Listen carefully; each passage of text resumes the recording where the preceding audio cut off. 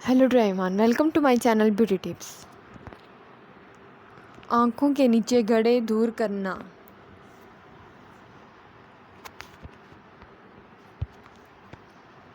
ख़वातीन की आँखों के नीचे गड़े हों तो ये अक्सर कहते हुए सुना गया है कि आप थकी हुई हैं, रात को सोई नहीं। अमूमन ऐसी ख़वातीन की आँखों के नीचे नज़र आने वाले ये गड़े कुदरती होते हैं। ये गड़े चेहरे की सारी खूबसूरती को ख़त्म कर देते हैं।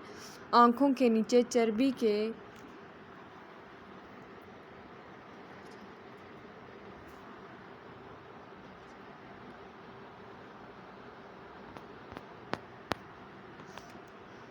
बढ़ जाने की वजह होते हैं। उम्र के साथ साथ भी बाज़-औक़ात गड़े हो जाते हैं। जिन ख़वातीन के चेहरे पर गड़े हों तो उन्हें परेशान होने की ज़रूरत नहीं, क्योंकि इन गड़ों को छुपाया जा सकता है। आप अपनी स्किन से मिलती हुई स्टिक इन गड़ों पर लगाएं।